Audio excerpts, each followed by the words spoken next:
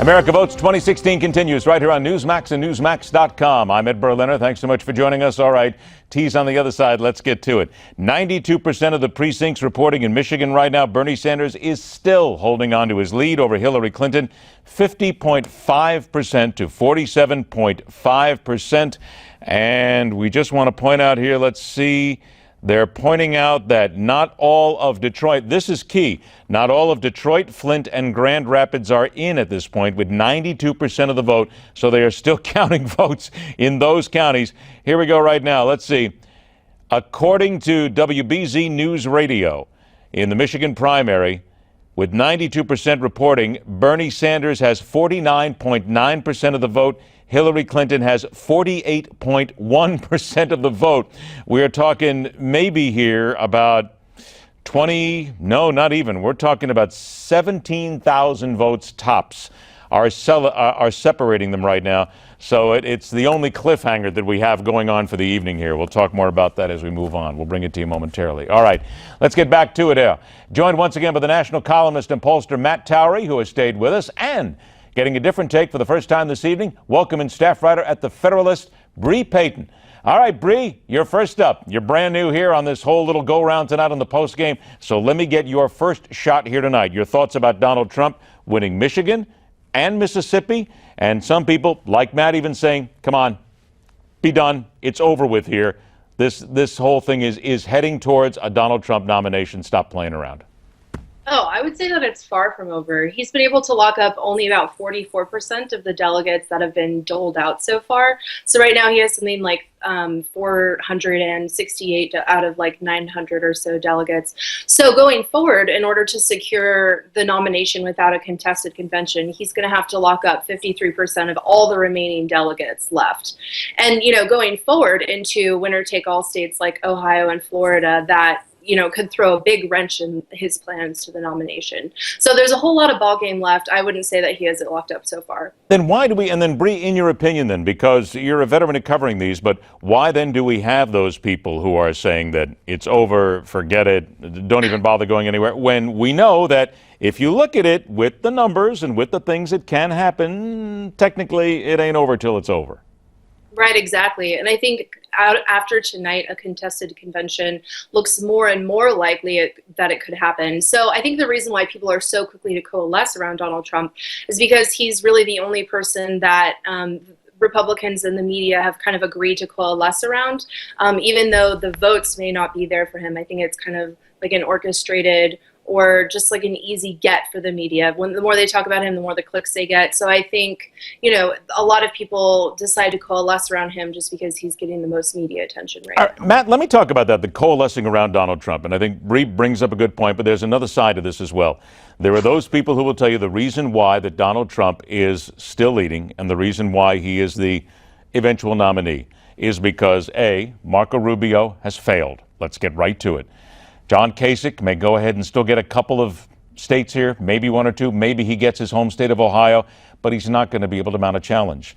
And when you look at Ted Cruz, you read a lot of the reports, certainly the one that came out today where it said that he was actually going to get some sort of senatorial recommendations, if you will. That turned out to be a completely false report at this point. Nobody in the Senate wants to back him. And quite frankly, there are people looking at Ted Cruz as he's the guy that I'll vote for. I'll hold my nose and I'll vote for. And again, not insulting Ted Cruz. I met the guy and I like him. But the fact that there are people saying he's barely the lesser of two evils here. That's why we're going for Donald Trump. Yes? Well, okay. Let me put things in perspective. Please. I'm getting senior here. I started with 1980 with Newt Gingrich as his debate prep person in the Reagan campaign and working for Mac Mattingly for the U.S. Senate. Over the years, I ran as a candidate for lieutenant governor as a nominee. I served in the legislature. I was Gingrich's chairman when he was Speaker of the House. I've been involved in numerous presidential campaigns. And since the time I got out and started polling and doing political analysis, nonpartisan, I've gone through numerous presidential campaigns. I'm telling you this. The primaries that remain for Donald Trump, first of all, let's look at the numbers in Florida.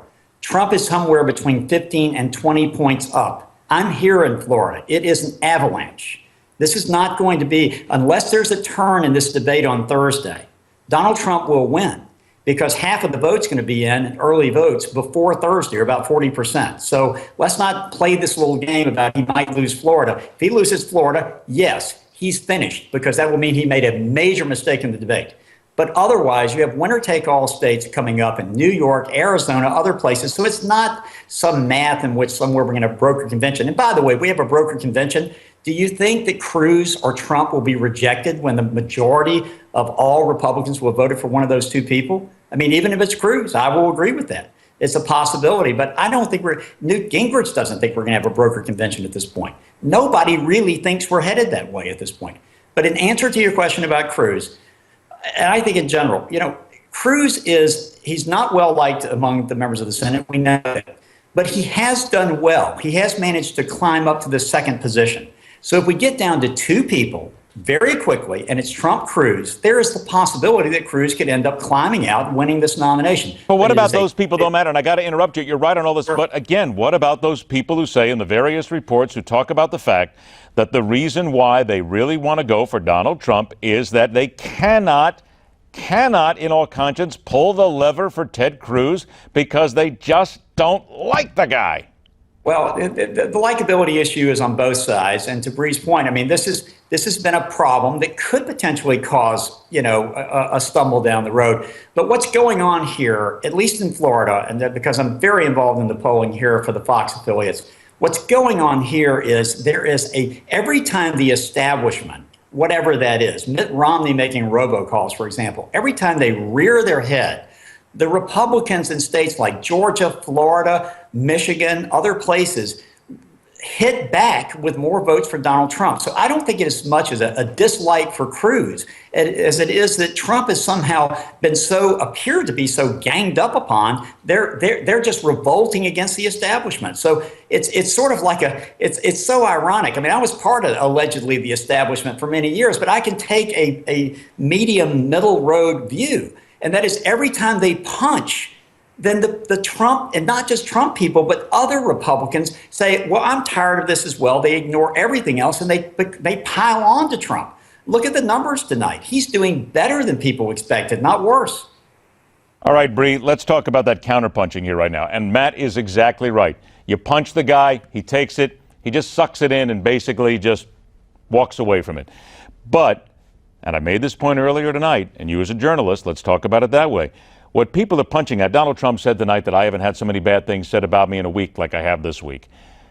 But much of what was said was fact. It was fact-based, reporting on his casino failings. It was fact-based, based on his businesses. It was fact-based on a lot of the statements that he has made. So then, Bre, if there's a truth factor in all this and people are punching away at it, it tells me that they don't care about what's being said, again, because they like this guy, number one, and number two, they don't like anybody else who's out there nobody else speaks to them. Right. Well, you have to think about the kind of people that he is reaching to and the kind of candidate who would speak to them.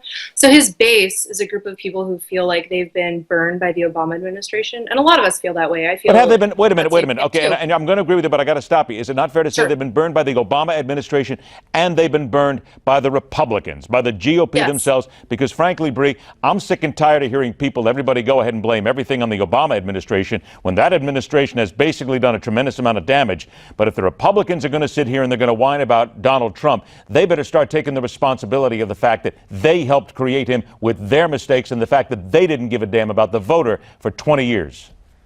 Yeah, I would agree that the Republican establishment, whatever that means now, definitely had a role in creating the monster that is now Donald Trump, and that, his base are people who are burned by both the Obama administration and by the Republican establishment. I think you're definitely right. So I think, with that in mind, we have to keep in mind that those are his supporters. Those are the people who like Donald Trump. And that's the reason why they like him, is because he's going to give them what they want and kind of give them retribution and payback. Right. So that's what this is really about, is that this is about retribution for these people who've been burned. And it's a group of people who feel that they got neglected during the bailouts that Obama handed out to, the auto industry and Wall Street. And they're looking at this now and they're saying, where's my bailout? And I want revenge on the people who ignore me this whole time.